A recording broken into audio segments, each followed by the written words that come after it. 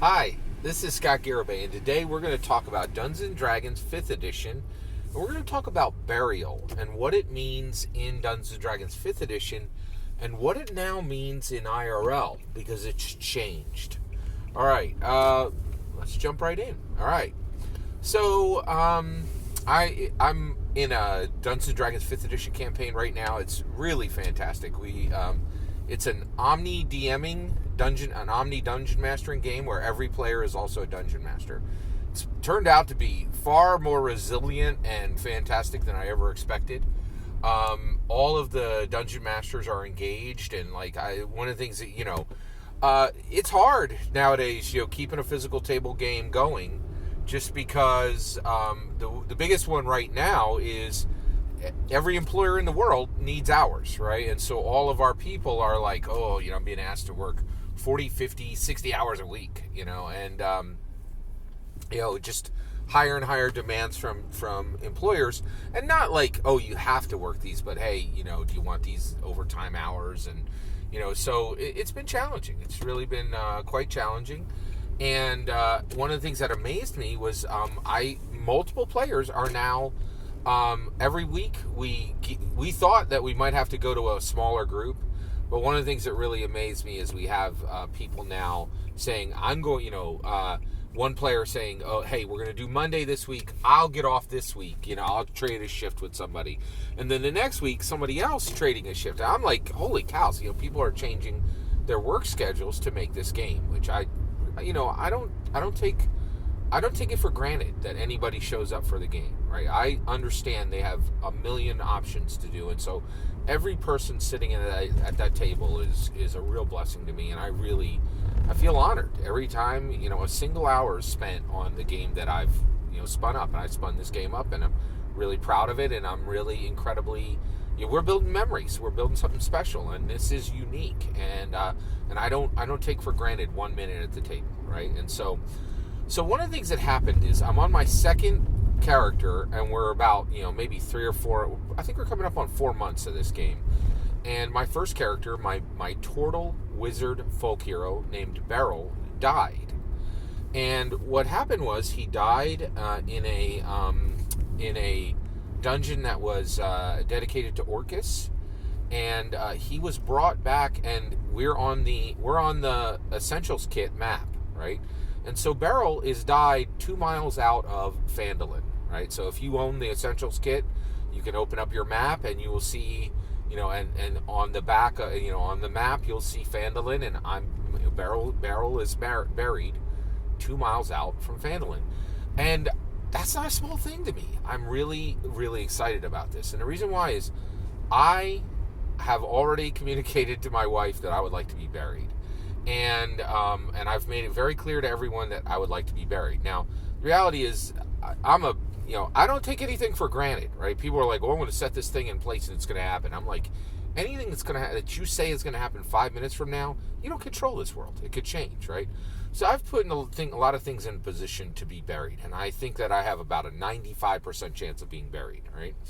And as far as putting the money in the right places, giving that money to groups that can be trusted to do something once the person who the promise was made to is dead, right? So it looks like I'm going to be buried, right? And this is a really big deal to me, and the reason why is it is my humble opinion, mine only. I know people disagree, that if you are buried, you are honored as a human being, and if you are cremated, you are not honored as a human being.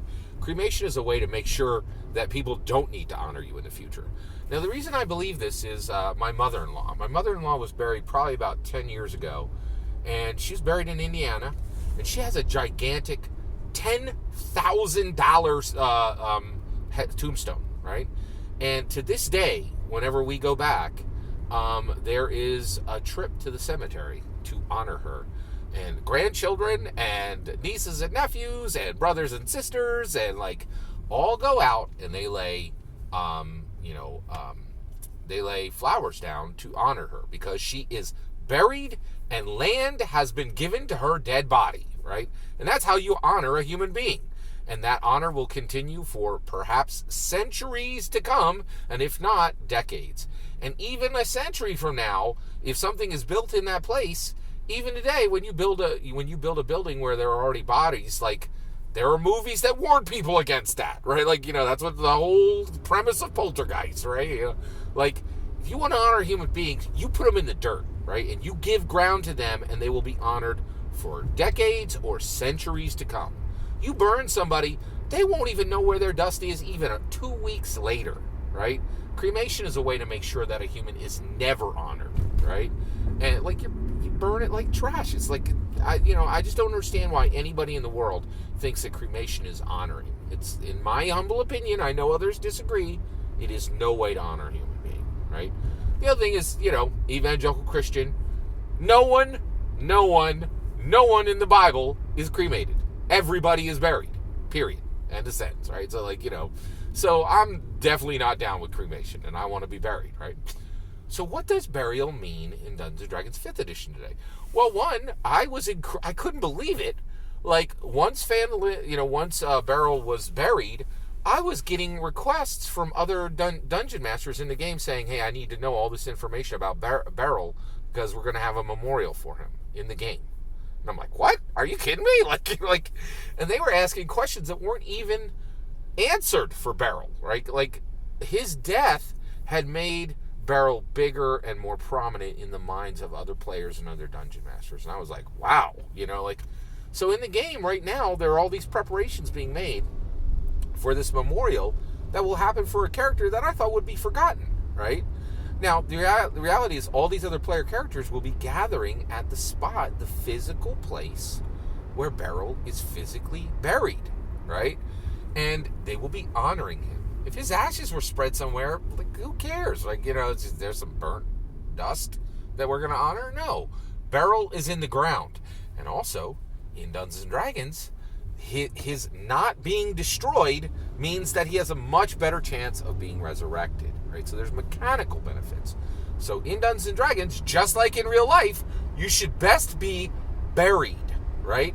Because there are literally mechanical aspects of, you could restore a body. You can't restore ashes, right? Like, even the mechanics of Dungeons & Dragons, like, poo-poos cremation and puts forward burial, right? So I'm incredibly just honored that my character will have this burial memorial, and I'm really excited about it. And I'm excited about it, and I've spent time answering questions so that this memorial for a player character can occur. It's pretty incredible, right? The other thing that strikes me is we live in a world where a lot of people are being sold cremation, and they're being told that it will honor them. It will not, right? I ride my bicycle in Philadelphia. I go and look at the graves in this super dope, like, Hollywood type, this incredible graveyard is open in Philadelphia, and you could just walk right in on any public day. It's actually in the Rocky VI movie, and you could see, it's this, you could look over the city from this hillside cemetery.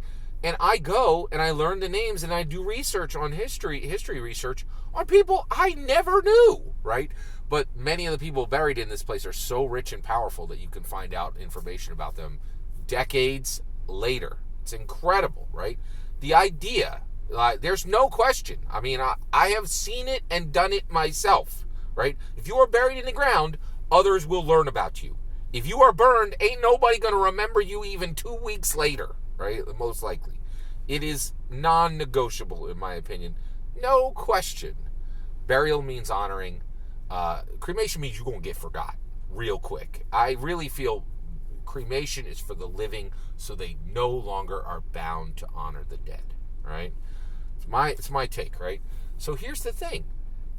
You can give players who will almost certainly be cremated in this life. I think the majority of people are cremated today, who will never be honored in their physical body or in their physical selves, but their player characters can be buried and given the honor of a human being right here, right now, right? And it's not as powerful as if their bodies were buried, but if you give them a real burial for their player characters, one, it will teach them honoring happens in the ground. It does not happen over spread ashes. Ashes are a way to make sure that you are blown away in memory and the wind, right? So it is a way to correct a wrong thinking IRL idea, right? So I think there's, and the other thing is, because of the nature of a Dungeons & Dragons game where we can put anything on screen, we could put anything into memory for $0, we can bury anyone and give them at least a taste of what a real burial would be, right? Even though they'll probably never see a real burial in their real life. And so again, Dungeons & Dragons continues to be this powerful thing that allows us to do things for people that can never be done in IRL. And it's really unique and special. All that's my opinion. What's your opinion? I'd love to hear your thoughts on, if you think I'm wrong on this cremation thing, and you think cremated people are ever truly honored, even a year or 2 years later, I'd love to hear your thoughts. Please correct me in the comments below. I'll listen. Thanks for everything. Please consider liking and subscribing, and have a wonderful, wonderful millennium.